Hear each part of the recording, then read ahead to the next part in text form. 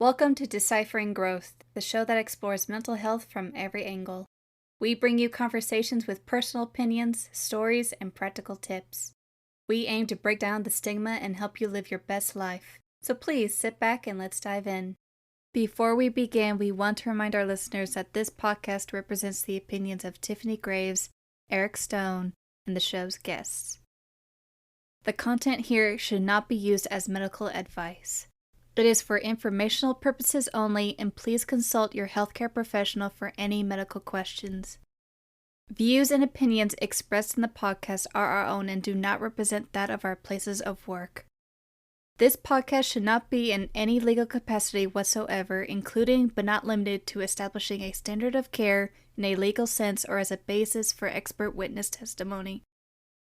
There is no guarantee regarding the accuracy of any statements or opinions made on the podcast. In no way does listening, reading, emailing, or interacting on social media with our content establish a doctor-patient relationship.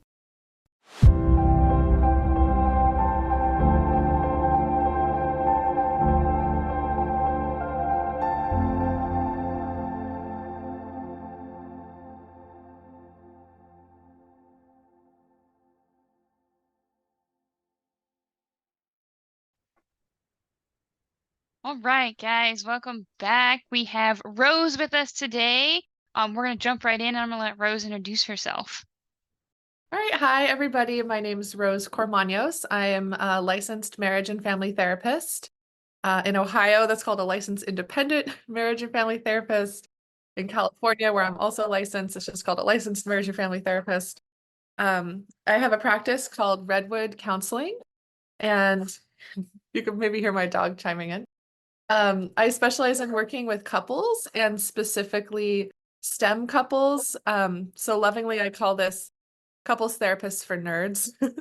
As a nerd myself, I feel like I can, speak to this group that way. So I specialize in working with STEM professionals. So that's science, technology, engineering, and math. And our topic for today, it just so happens, not all, but quite a few folks in that group have ADHD as well. So I'm so excited to have Rose here. So, I was saying this before we started recording, but Rose is like one of the people that supported me when I was getting more into couples work. It was so affirming. So I'm just really grateful that she's here and getting to speak about her expertise with couples and ADHD couples. And Rose is like so accomplished and so highly trained, and so she is truly an expert to speak about this topic and talk about some of these things. So Tiffany, I know I usually am the one that starts with the questions, so I want to try to throw it to you. Is there anything you wanted to start with specifically today? Well, I don't work with couples because I don't have the patience. So I think I'm kind of curious about what drove you to do this work, and specifically, how do you work with couples who have ADHD who you might have to redirect a few times in couples counseling? that's a great question. I love it because I think from the outside, couples work can look kind of intimidating because it's like, oh my gosh, what do I do if they start to argue really intensely? And then there's like two whole people that you have to keep track of. So it is a bit different than one-on-one therapy. But what I love about the way that I work with couples is I use a specific approach. It's called emotionally focused therapy, or EFT. It's one of two types of couples therapy that's known for being evidence-based. So that means it's like based on research. It's not just somebody being like, oh, I don't know, maybe this works.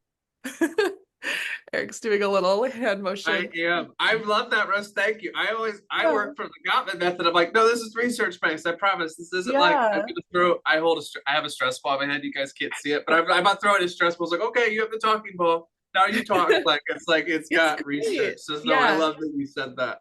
Well, yeah, and right, that's right. So John Gottman therapy is the other type of evidence-based couples therapy. Yeah, and Eric, that's what you do. So I think there's pros and cons to, well, I mean, not pros and cons, but there's certain couples that might resonate with both or either of those approaches. So I think they're both great. But what I like about EFT is that it's like, it really gives, and John Gottman probably does this too, but it really gives me a roadmap as a therapist. Like there's certain stages and there's certain techniques that I'm always thinking about. So it's not as messy like inside my head as it might appear, because it's like, okay, they're at this stage, we're going to be doing this kinds of things with them. And then yeah, that might change as we keep going. So I hope I'm answering your question. You No, absolutely are, and I'm I'm kind already of going off interested. on how great EFT is. You should. That's why you're here. I think a question, because I love that you said that, Rose. It's very intimidating to some therapists to even think about. So is it okay to ask, like, how did you decide to step into couples therapy or Yeah, couples that's a therapy good training? Like, question. is there anything that kind of piqued your interest? Like for me, Oh, it was yeah. on accident. They had it at the school I was at, and I was like, yeah, I'm gonna try hard. I'll learn anything. And so I like kept going, and I was like, I kind of like this, but I don't know what your experience You was. kind of like got into it first, and then you were like, oh, this is good. That's Yeah, funny. that was. I think the way that I got into it was because of so when I was choosing what kind of therapist I wanted to be, there's marriage and family therapists, social workers, licensed professional counselors. I wanted to do marriage and family therapy because at the time I was thinking I might want to work with teens and children, and it felt like you really need the whole family involved in order, to be effective with that group. The kid might just be in your office for like an hour a week, but if you can get the whole family in and you can be supporting like that, the whole dynamic. And um, so I like that idea of looking at a person as part of a system. What else just occurred to me? It's probably because before becoming a therapist, I was an ecologist. And so I was also thinking about things that way. I was thinking about ecosystems and interactions and dynamics. So I guess my brain just likes complicated webs of things. I don't know. That Um, is so fascinating to come from yeah, that lens. I'm not. That's very Yeah. unique. it's Wow. kind of cool. And then the other thing I think about too with ADHD, because you guys have shared in previous podcasts that you have ADHD. I am also in that club with you. And we all have a different threshold for stimulation. But I think for me, like having a little bit more going on actually helps me stay focused versus when it's just one person. I mean, I hope that I'm not like totally, my mind is wandering, but sometimes I'm a little bit like, okay, like it's just a little bit harder for me to be like, okay, here's what we're talking about. Here's what we're gonna, you know, maybe support this person with. For some reason, when I have two people and I have the roadmap of EFT, like my brain just seems to like really light up with all that. So seems to be a Wow. good fit for me. Yeah. I love that. I just love, like, you can probably hear it if you're listening, but like Rose is so passionate about her couples work, and like she's I do smiling, love she's excited, like, and I think that's, yeah, like you when you talk with someone that's passionate about this, like you just can feel it. it. Um and and so I think Rose just kind of breaking the ice a bit with couples therapy. Like, what is the most common like misconception, just general, but like about couples therapy, do you think? Like, what do you think That's people a are really like, they good come in question. and they're just not even on the right page? Like, what do you think is the most common misconception you see? That was really, oh, do you mean like, okay, like if somebody is imagining what couples therapy might be like? Yes, like they come in, they're like, oh, it's gonna be Eric, and he's Oh, in a cardigan, and he's throwing a stress ball to say this is the talking ball. yeah, Like, like what the what do you clients might think think. is? I think Yeah. that a lot of clients come in thinking that we're going to find out whose fault it is. Like who's wrong, who's right. Like we need you to like, or they might think that like I'm going to give them um like rules, like, okay, when you fight, like do this and don't do that. And so I always joke, it's not like I have a little hat that says like I'm right and I'm wrong and we're going to decide like which hat goes on which person. People are sometimes surprised by this, but in EFT, we talk about negative patterns that couples get stuck in. And the idea is that actually the couple co-creates the negative pattern. So if I'm in a relationship, like I'm doing things usually without meaning to, or usually it's my best intention, or just I'm trying to do something that makes sense in my head, but that actually feeds into the negative pattern. And my partner might also be doing things that feed into the negative pattern. So we actually both are kind of on the hook for both creating this thing, the negative pattern, but that means we also both have a job to like untangle the negative pattern and create something better. So I think ultimately couples like that idea, but I think often they come in being like, oh, my partner's wrong and like I need you to fix them. And Mhm. I'm Yeah. like, sorry, I'm not gonna do it that way. I think the because I'm a visual based person, the meme that comes up for me is where Spider-Man is just pointing at the other versions of himself in Oh my terms of God. what people think couples therapy is. I love that. Like the Spideyverse or whatever. Yeah. Yes, that's a great That's so reference. I funny. have found a lot of couples seem to think I'm going to tell them to break up and when they should break up or when they Right. should separate. And so it's one of the things I don't know how I'd be really curious what you think about this, Rose. I have now started saying you usually have three paths to working on these issues: change nothing and come to live with whatever this is, Uh-huh. figure out the ways to heal these wounds, whatever they may be, or you Mhm. guys end the relationship and go like, but really I think it usually isn't that path. But I don't know, maybe there's a path for it, but that's usually what I talk about. But I will say what you Mhm. choose to do is up to you, not Yeah. me in Yeah. that process. I like how you frame that with like sort of those three options, like, and also making it clear it is an option to do nothing and just, keep moving forward with how things are. And sometimes I think that helps people motivate for change. Yeah, I like how you put that. What I tell people is similar. Like, I don't have an agenda. I'm not trying to like keep a couple together. And I also never really recommend that people break up. I want to help the couple figure out what's best for them. But deep down, I probably am secretly rooting for couples to have the option to stay together if that's what works for them. Yeah. And my hope is that like if they do part ways, it comes from a really informed, like conscious decision kind of place where they've maybe experienced the best they can be. So it's not just a knee-jerk I love that. reaction. It's not a decision they're making where maybe right around the corner there was something better, but they just didn't get there yet.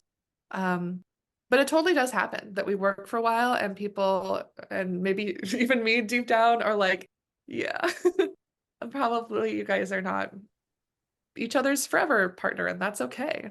Yeah. I love when the clients come to that realization on their own if we're feeling that, because I think that's so much more empowering that they got to decide, like, you know what? Yeah. I don't like how this is going, or I don't see the future. I think Right. this is a new season. But yeah, I couldn't have you come on the podcast and not just pick your brain a little bit just Oh, about totally. I'm couples in happy general. to. Because you're an expert. It's like it's so great to have you. What like Rose, did you when you first started couples, did you like because you kind of talked about your niche, did you intend to start focusing in on working with couples with ADHD, or did it just kind of start to who showed up with you and then you just kind of started noticing more and more of it with your clients? Yeah, that totally happened to me by accident. So I started the STEM professionals niche because partially just because of some like, business training, like in therapy grad school, we don't really learn how to run a business or market a business. So I started to practice and I was like, this is fun. But then I was like, oh, maybe I should like try to specialize a little bit more just so that, it's something that can be helpful for your business, also helpful for my brain, that I don't have like, you know, a million different kinds of situations coming in. I can kind of develop a little bit more expertise with like, things that tend to be sort of similar. So that was the STEM thing, and that was pretty intentional where I was like, let me think about what couples I work best with and kind of my own background. I was like, oh yes, logical thinkers, STEM folks, that's my people. But then the ADHD thing was like kind of a coincidence where I was like, oh, we're having a lot of conversations with people that either get diagnosed later in life and don't realize they have ADHD, and then they're coming in because they're like, this is really affecting our relationship, or like maybe I was doing fine before but now that we have a kid my brain is like not functioning well, or it functions great at work but not at home, or people like we realize together like we're in session and I'm like, have you ever thought about getting evaluated for this? And then they do, and they're like, oh yeah, okay, I guess this is how my brain is. So yeah, that sort of happened by accident where it's like, oh, this is coming up a lot. So no. Tiffany, if I'm ever taking too many questions, you let me know. I could probably talk to Rose for 4 hours and be like, I still have questions. So if it's too much, No, you let me no, know. But that's totally fine. I'm trying, like, the flow of questions is great. I find myself kind of just more on the general side of wanting, like, I don't Mm, work with couples because, like, I mhm. genuinely don't have the patience to redirect people enough to not want to, like, bash my head against the wall. That's totally it's not fair. my niche. Yeah, Um, so yeah. I guess for me, I'm just kind of reveling in the patience and the fortitude of being able to work with not only couples, but couples of the STEM community and the ADHD. I can only imagine the complexities that arise, like Mm. when you have couples and then you add neurodiversity into it, and like figuring out how do we function neurodiversely as a couple that benefits everyone's needs. Yeah, it certainly is. I love how you put that.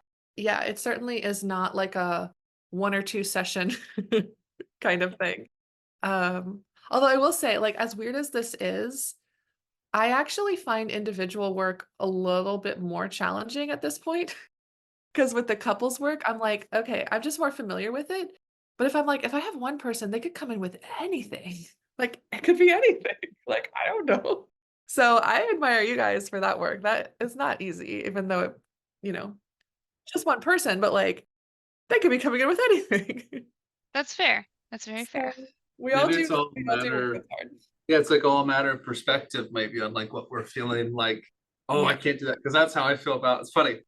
Teenagers, like Oh they're yeah. lovely human beings. They are. They just scare the hell out of me. I just get really nervous. I'm like, I know I'm not cool. I'm wearing a Hawaiian t-shirt and I'm recording this. Like, I know I'm not cool, right? And a teenager will confirm for me just how uncool I am. So I'm just like, I don't know. Respect to the teenager. So I think maybe it's Yeah, just we that all is have a hard that niche as zone well.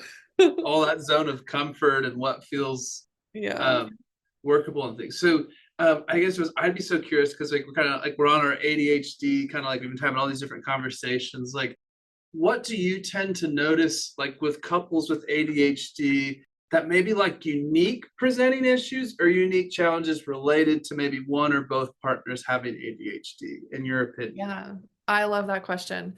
So there's definitely a lot of things, but I can give you the three most common like Yeah. trends or patterns that I see.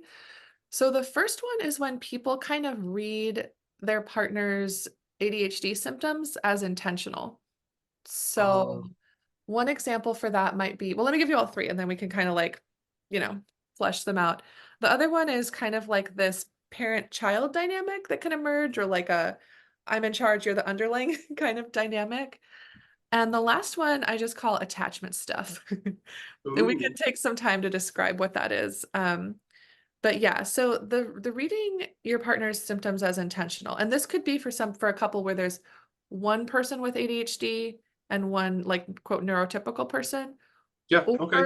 even I even see this in couples where both members have ADHD. So it's like we don't always remember like, oh, that's just how my partner's brain works. Sometimes it can seem like you this is on purpose. Like we can kind of create these narratives or stories in our mind about what we think our partner's saying. So I feel like an example for this is like, you walk into a room and your partner's there, maybe on a device or maybe just thinking about something else. And you Mm. start saying like, oh my gosh, I had the worst day ever. Like, I just feel like I need a big hug. Like, bleh. I just want to like fall into a puddle of like sadness. You kind of like reach out for connection. And then maybe your partner doesn't say anything. And you're like, ah, right? Mm. I feel like we have a couple options there. Like, if we're thinking, oh my gosh, you totally heard me and you're just not responding, like you're doing this intentionally, like we would all probably feel pretty hurt, right? We'd either probably shut down and be like, never mind, I'm not reaching out, getting vulnerable again, or we might get pissed. Like, what the heck? Why don't you hear me? Like, is this not important to you? And then, you can see how that could turn into a negative pattern. Then your partner is like, what? I didn't hear you. Like, bah, like defensiveness or whatever. And then you could see how it could turn into like a ball of yarn from there. But if I can realize like my partner's not responding, I know that not responding to when spoken to directly is a symptom of ADHD. Let me just realize that's my partner's brain quirk and kind of go over there, put my arm on their shoulder, say, hey, babe, can I tell you something? And try again, right? Then we Mhm. have like such a better chance. Um, so yeah, that's kind of like one of the biggest ones I see is kind of like educating people about what are the symptoms of ADHD and that, your partner is not like ignoring you or being a butt on purpose. And simultaneously, we want to support one or both partners with ADHD and managing those symptoms as best as they can. It's not just like, well, I don't have to listen to you because I have ADHD. So it's kind of like a both and, right? We're all sort of saying like, okay, I'm going to work with you and know your brain quirks.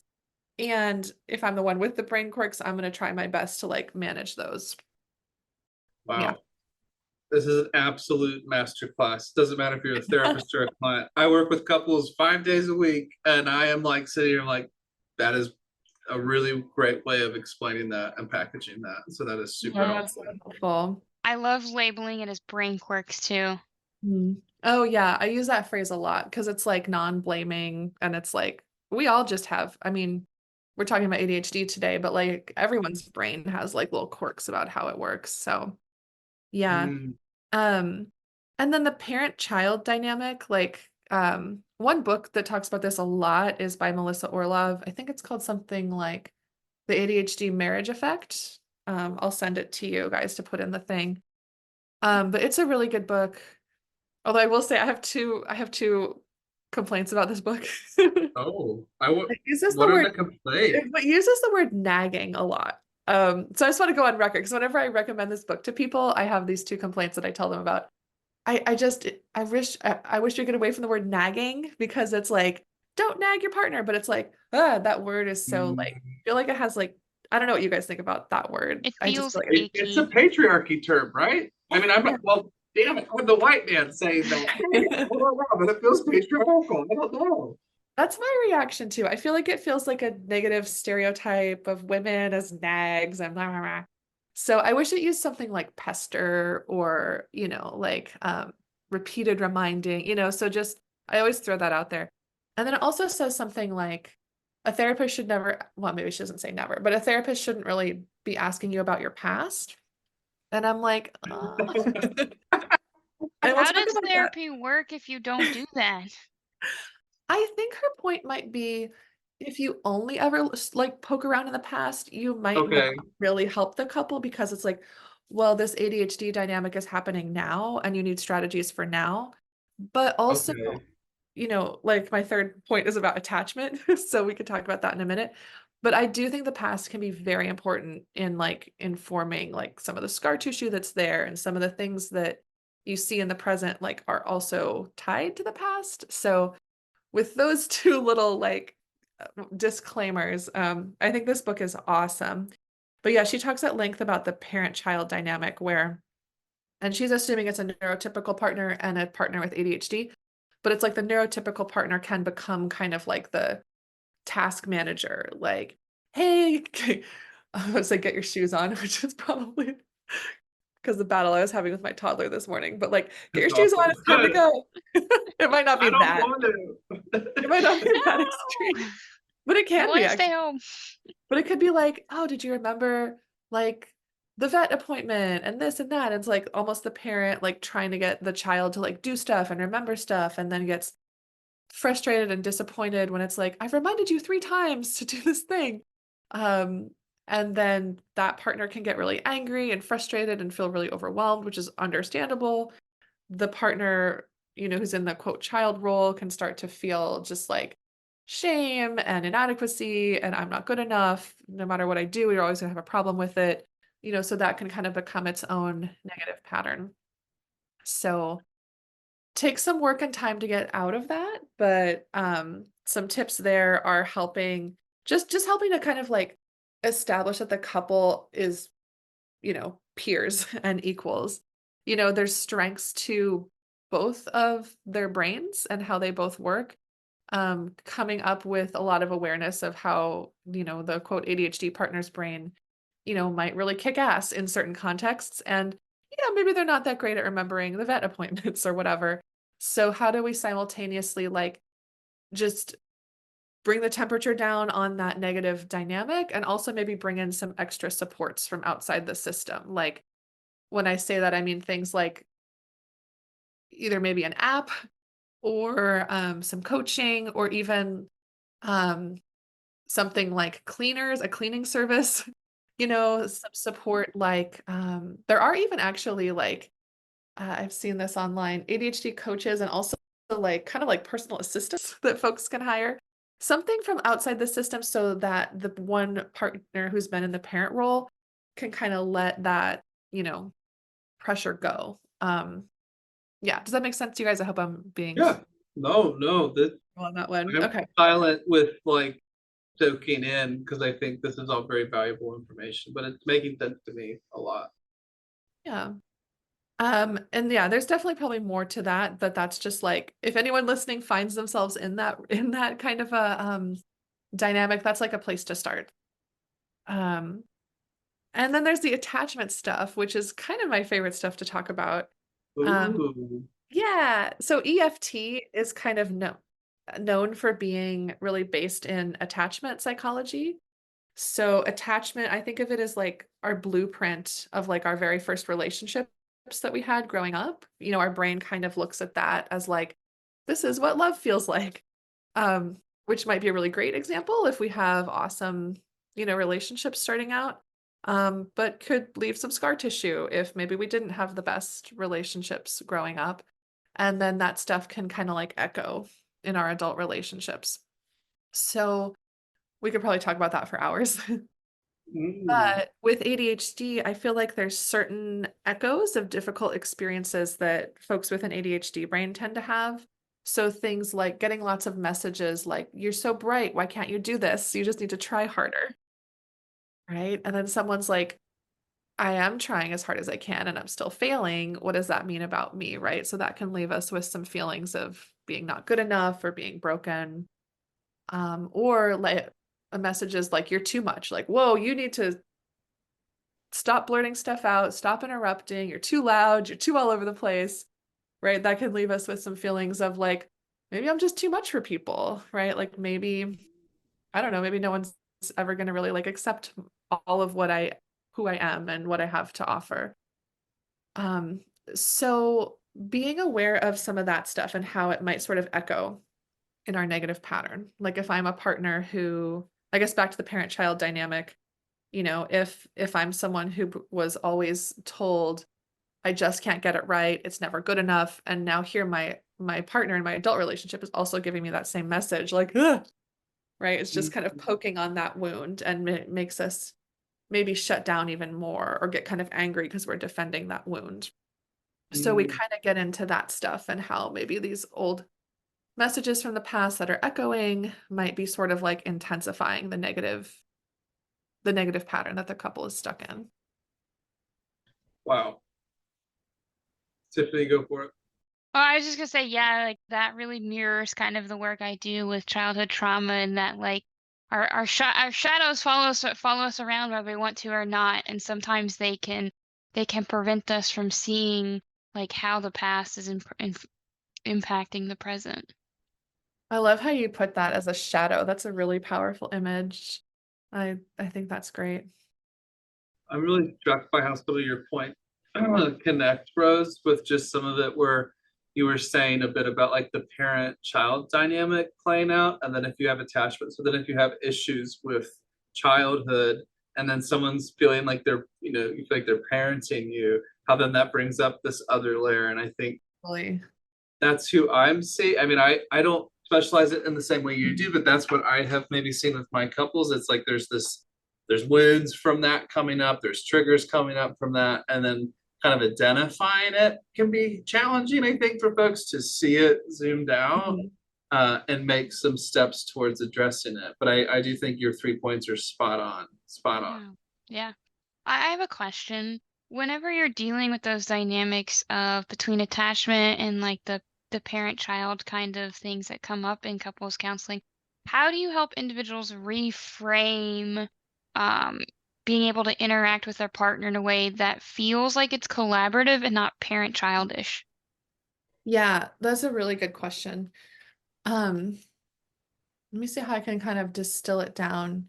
Well, so the first thing is I just do EFT with couples and I flow them through all the steps and stages of that. And part of that is to help if there's a partner who is kind of shutting down. It's very based on like what does your nervous system do when there's conflict? So if somebody's nervous system is like shutting down and they're withdrawing from their partner, physically or emotionally, we help that person to kind of feel safe re-engaging in the emotional connection. If there's a partner whose nervous system is like escalating, and I think of this as like getting their claws out. Oh, you know what, you guys? I started explaining these with animals. I love this. So the withdrawing moves are kind of like a turtle. So if there's a partner who's like turtling and like going into their shell, it's like we help them to kind of feel safe staying out of their shell. If there's a partner who I think of as like the hedgehog, where it's like, I just want love and connection. I've got this soft underbelly, but then when they feel like that connection isn't available, like whoosh, the spines come up and the claws come out, we help that partner to, we call it soften. So like you still talk about your emotions and your needs, but you do that in like a softer way.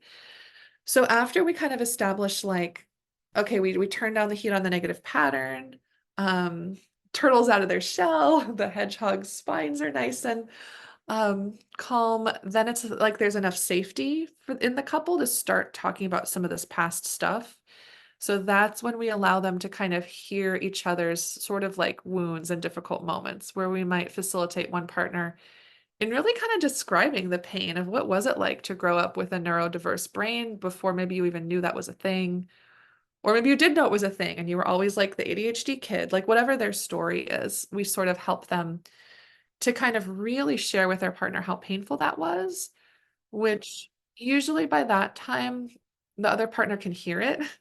You know, if we start there, sometimes it's like, well, you should have just blah, blah, blah. Or they might just shut down depending on if they're a turtle or a hedgehog. But once we have that safety, they can really hear it. And then that compassion can like then sort of be found in those moments, you know, outside our office. So a quick example would be if I know that my partner had a lot of painful experiences of their, you know, parent or whoever, you know, kind of shaming them. Why can't you do this better? Blah, blah, blah, blah, blah. If I find myself starting to go there, I'm like, oh, I can see like the little kid version of my partner just getting like emotionally badgered by this person. And like, I don't want to recreate that, you know? Okay, so that gives me an extra oomph to kind of like, I'm going to soften, I'm going to try again. Um, yeah, kind Man, of that connection and that compassion for each other's wounds. Rose, you're just sparking so many like tabs in my brain on things like but I think it's just like what I appreciate so much you being here and just putting all this out there, because like it's not talked about enough, and I would maybe throw out the caveat it's not talked about well, and when it is, so I just appreciate like the nuances of like what's coming up for someone living that experience, like what could be happening.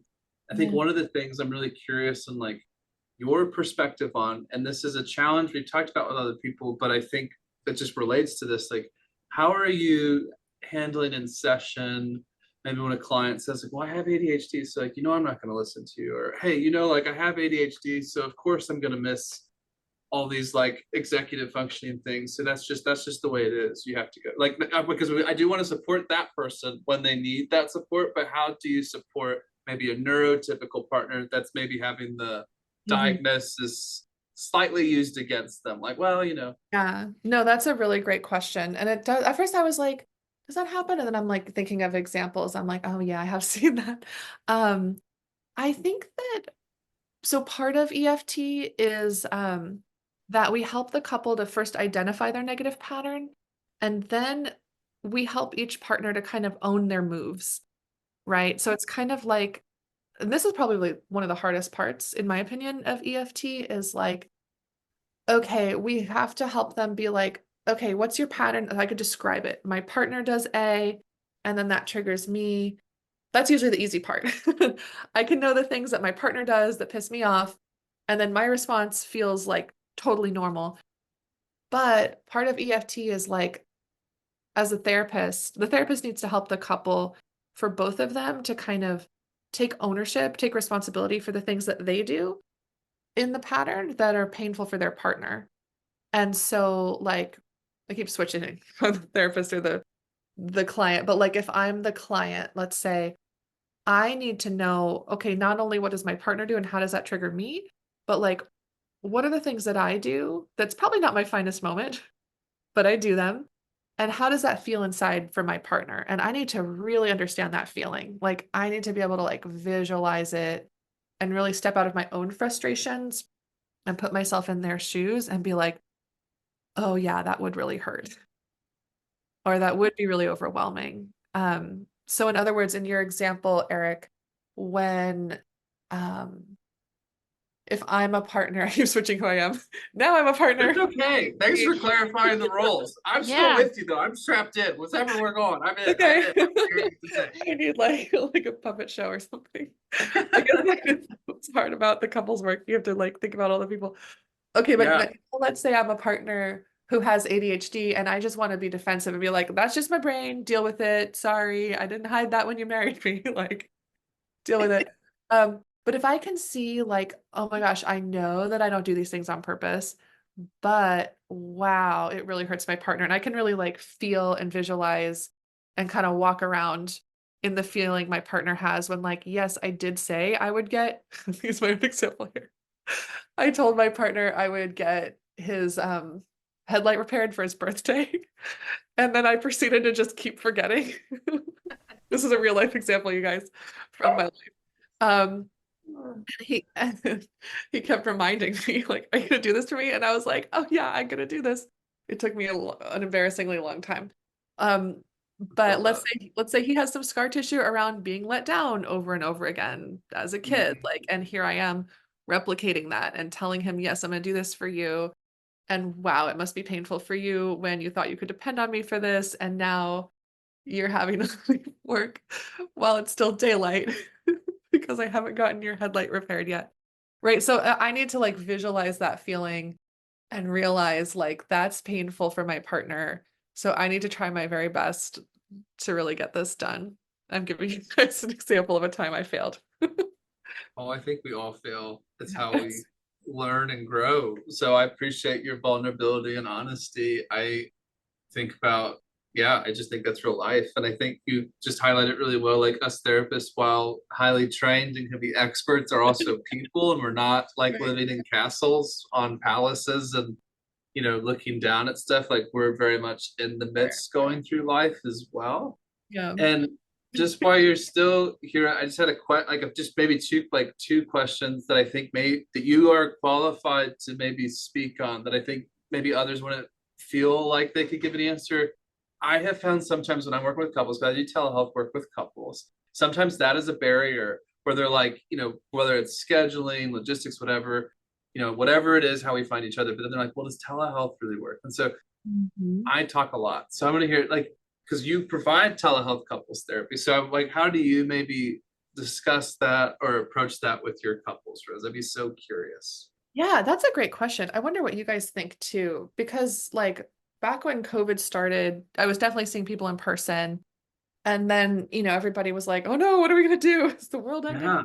Um, and then I was like, telehealth isn't gonna work. Like, this is stupid. You have to be like in the room. Yes. Yeah, I was like, this is gonna be just totally lame. And then I was pleasantly surprised, like, oh wait, there were definitely some people who didn't care for it and maybe want or need that in-person connection, but I actually found that some people maybe opened up a little more. Yes. Um, and Absolutely. yeah, and I think especially with couples, it's like I'm there to facilitate their bond and their connection. So I definitely want them in the same room. Sometimes people are like, well, can we log on? Like I'm at work and you're at home, my partner's at home. And I'm like, you can, but I think it won't be as effective. Fair. This is me being biased again, but I do feel like because they're working on these like nervous system responses to each other Mhm. and like attachment stuff, like I want the couple to be in the same room, but like I feel like with me over here, it sort of seems to work. And yeah, I feel like occasionally if there's a couple with a lot of maybe really high conflict or certain medical things, I've sometimes had couples reach out where maybe there's something going on, um, that's something where I really want to be able to kind of see their body language. Maybe they have certain chronic medical conditions that I just feel like I can get a better sense of like, how is your physical body seeming? And maybe I don't always feel like I can get that over telehealth. So I do refer people out to like in-person therapy if it seems like I'm going to miss too much over the telehealth. But I think for the most part, and for most couples that reach out, I think a lot of people like the convenience of like, I don't have to drive myself somewhere in the past, the before times when I had my in-person office, a lot of times one partner would be stuck in traffic and the other person would be there. And it's like, what do we do with this? So that's nice that we don't have to worry about that as often. So Yeah. I like it. Although I do hope to return to in-person at some point, but Yeah. it's I think worth you say it so well, and I think it's like it's different for everyone. So some folks are always going to love in person. Some folks like telehealth. I just think it's interesting sometimes because I have found it's better. Especially, I think I sometimes get newer parents where they're trying to time the session for when their child is down, and so it's easier than like we need an hour to drive, get there, be there, get back, or like it's just much easier for them. Not that that's impossible, but it's just that's just one more layer I think of getting uh, to therapy. And the other, just because you're here, and so I definitely worked with the Gottman method, and the Gottman is based in EFT, so this is not like Rose and I are going to start duking it out here or anything. But I would just be curious, Yeah. Rose, like what you see, you know, as the strengths maybe of EFT versus Gottman, and maybe if there's anything you would think about just in the layers of like folks maybe with ADHD and like how they could benefit from either one of those approaches. I'm here to back you up too. I'm not going to put This this is all cool. on you. Yeah, I want to hear what you think too. It's couples therapy cage match. Let's go. Yes, I'm Round not one. joking. I got the In stickers. this quarter. Well, also for anybody listening to this, like I feel like sometimes people have the perception of the EFT community as being kind of like our way is the best and other way. And so I don't feel that way. Like I feel like yeah, there's definitely strengths to other modalities and it's just individual. It's like what clicks for each couple and for each person. So yeah, no cage match need to like have a a Yeah, and battle. I think Gottman, you couldn't because Gottman uses EFT. So it's like if there was a guy was like, you have to use, it's like, well, you're using EFT, so you can't sit there and do that. Like, I mean, I Right, good feel call. that way. Yeah. Well, I think some of the strengths of EFT, the reason that I chose EFT, because I thought about which one do I want to get training in, because training is very lengthy and very expensive. And I was like, okay, if I'm going to jump in, like, which one do I want to choose? I chose EFT largely because of the fact that it's really based in attachment. And Mm, it feels to me like it kind of really gets to the root of stuff. It's yeah. it's what's known as a bottom up model as opposed to like a top down. So top down would be sort of like, I don't know, I'm not saying, I don't know, this is just a very terse example of a top down model would be like, oh, there's a behavior. Let's learn some like strategies to like end the behavior. Yeah. But maybe not looking at like, well, what is really the root of that behavior and how do we sort of get down to that? And then be I keep doing hand motions so people can't see that. But how do we sort of like enact the change I at like do it every time. That level? I think they're all these are not recorded everybody, but I do it too. I've been doing it the whole time. Oh Like yeah. so I feel Yeah. that, Rose. Coming soon, potentially. Oh, okay. Oh, good. Okay, that's good. That's good to know. But I have to stop making crab motions the entire time. That's good pressure. Good. Thanks for the heads up, Tiffany. I love it. Sorry, Rose. That's fine. Yeah, I know a lot of people are doing video podcasts now. I was actually like, okay, I gotta make sure that I like look sort of decent in case there's secretly video and I don't know it. Um, No secret videos this time. No. cool. Um, but the other thing too is like for couples, sometimes even if they do have, like I said, when we're asking about the misconceptions, is couples think that they're gonna come in sometimes and I'm gonna give them like maybe like do this or have use these communication skills. Mm, Sometimes what happens is like our attachment stuff like causes our brain to kind of go haywire. So even if we know a lot of stuff in our frontal lobe of our brain where we store like communication and knowledge and stuff, it's like when our attachment shit gets activated, mm, our brain, like the blood flow actually shifts around. I know Gottman talks a lot about this flooding phenomenon. yeah. Yeah, where we literally like lose access a little bit to our knowledge. So even if we spend a session being like, all right, let's learn a bunch of communication skills, it's going to be awesome, you guys. And then they go home and they're like, why can't we use this stuff? Now we feel like we're failing or there's something wrong with us. And it's like, oh no, it's because like your attachment wounds are sort of causing your brain to like sort of like close the door on the room where you have all that stuff stored. So you can't really like access it very easily in those moments. Um, so those are some of the strengths I think of EFT.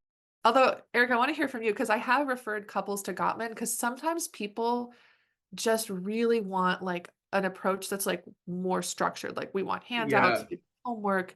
And I'm like, maybe you want to try Gottman. Yeah. What do you see as the Yeah. strengths? No, I'm learning and also just soaking in what you've said. And also I think, just like wanted to say like we're just talking strength because I'm like, it's just very I was just like, wow, we have two the diff like not that we're not like not like we're living in separate, but I just like think sometimes people are like, oh, it's a war zone and no, it's like no, like this is just a conversation. Like we Yeah. just people click with different things. So I do think that Gottman is more like skill based and build skills to go.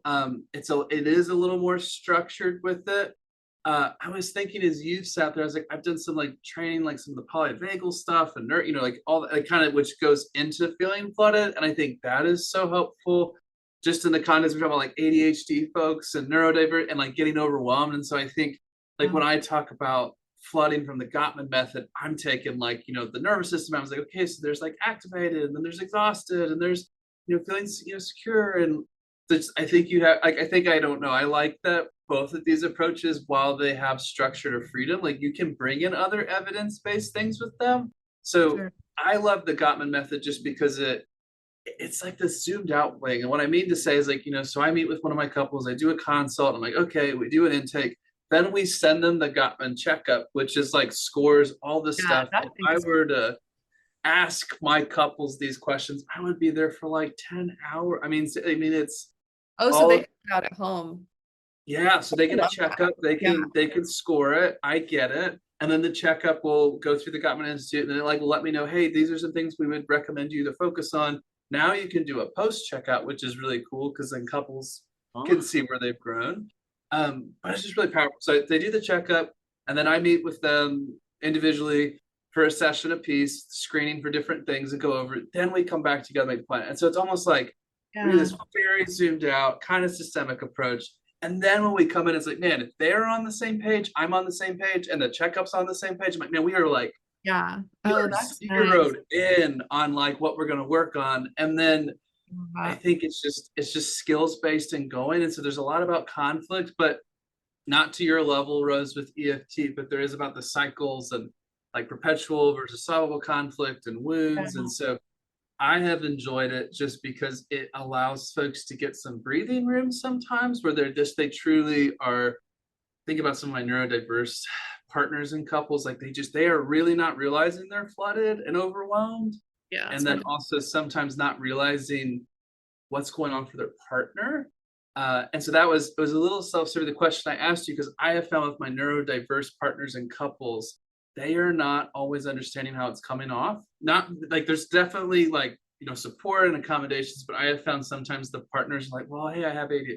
And they don't say it like that, but that's kind of what it comes down to. And so that becomes a wound for the neurotypical partner, the one managing their stuff maybe differently, where it's like, oh, like so that's where it is a little bit. So I like the Gottman method, but I think EFT is so valuable. And I think I agree, like there's different approaches and different ways of using it. So I just like it because it's so like data driven. And I just love that there are evidence-based couples treatments. So EFT is one of those. And so I'm gonna get off my soapbox. That's Tiffany's okay. I love making it. sell merch with I soapbox I I because am I'm going to create a little soapbox that has Eric and I on it, and every time we hit yeah. soapbox, it's gonna be like the soapbox. I do think we need one.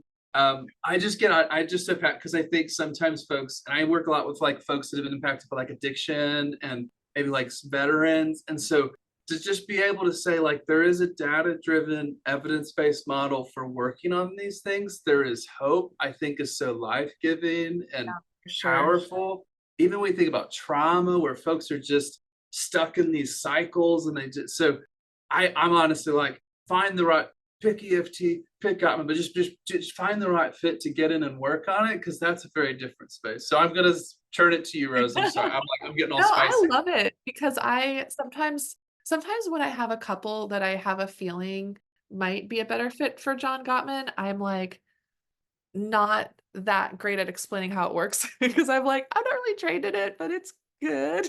So it's helpful to hear your explanation because now I can use it. And I confess I am a little jealous of that like intake questionnaire you guys have. What did you call it? The So they have like the Gottman checkup, and so checkup. one thing I'm not trying to, you can get level one trained and send those. So I mean, it's like Oh, this maybe amazing I'll do transformative scale. to get that. Yeah. Level one's like not as much as, but like because you get to use the scale, you get access to it, but it's such valuable data. One of the things I really would plug is that it screens for lots of individual mental health concerns, but also domestic violence, and so Oh, that is that's why in the good. Gottman method there Yeah. is this checkup sent out that neither partner gets to see their other partner's answers, and then me as the Very nice. individual, in those individual sessions, I am screening because, and this is Yeah. one thing that maybe is controversial. Like if there's active domestic violence, which is like recent within a time, there will not be couples therapy. It's a pause the Gottman therapy, send to individual therapy, manage Yeah. that, then come back. So some people have different opinions, but I register with that because the fear is if you're in couples therapy in the Gottman method and that's happening, you're just almost stamping it as like, Yeah. oh yeah. Yeah. So Same with EFT. The way that I maybe look at that is like you need to have some basic emotional safety in order to like do this work. Otherwise, yeah, things can get worse. And so, yeah, unfortunately, if that's going on for a couple, yeah, we wouldn't do couples therapy and EFT either. I mean, maybe there's some therapists out there that have very specialized training in like how to do that, but that's definitely yeah, not most of us. And so, usually the recommendation, yeah, like you're saying, is to do some individual work first to get things yeah, the point where, okay, you have basic emotional and definitely physical safety before we can like start to do this deeper work. So yeah. yeah, for sure.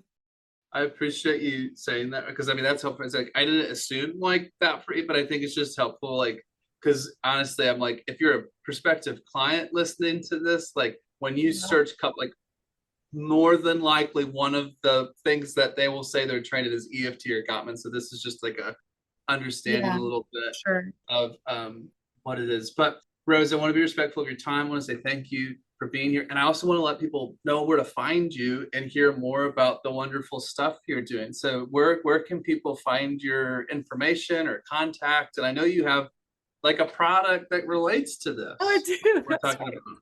Yeah, that's so funny as you say that. I'm like, oh, I need to update my website. So right now my website is redwoodcounselingcincinnati.com. And I'll give that to you guys for the like Yeah. show notes thing. But now I'm licensed in California and I actually live in California. So I have another website that I confess I don't remember. I like bought the URL and I'm like building a new one that doesn't have like Cincinnati in it, but I don't remember what that is. I got Well, no judgment for I should you. have looked that up before I came, but I'll give you that. But I think we're going to try to set it up so that if someone goes to my Cincinnati website, it'll flow them to the more general one. Yeah. But yeah, I also do have, this is some like fun, ADHD folks, sometimes we have like a shiny objects phenomenon where we want to be like doing something new and like trying Oh something. yes. Oh Yeah. yes. So I start my little shiny object over the last year has been creating an e-course for couples. And so I have a course that's right now open for beta testers, and hopefully soon it'll be like the official version. But it's called From Conflicts to Cuddles, Ooh, helping couples with, I don't know what the subtitle is exactly, but something about, it's basically an e-course for couples with one or both members having ADHD. So yeah. I will give you the link for that as well. I don't know that one by heart either. Did not come prepared with the actual information. Sorry. Oh, you're But doing that's just fine. fun. I would just throw out Yeah. like an endorsement of this. Like if Rose has put something together around couple stuff, like you will want that information. Like I cannot stress enough I still have a baby face, but as a baby therapist doing couples work, like Rose is so Right. supportive and welcoming, and like she has done the work, the training. So if Rose has some, like, I mean, I may be one of your beta testers. I don't know. This is my Please application, come on in. but Yeah, I need more feedback. Yeah, no, it's been really fun. Thank you. That's so sweet. You guys are awesome therapists and your clients are so lucky. Um, and yeah, the e-course is fun because it's like a way that people can get a lot of the information we talked about today, actually, but like more in depth and with things to practice.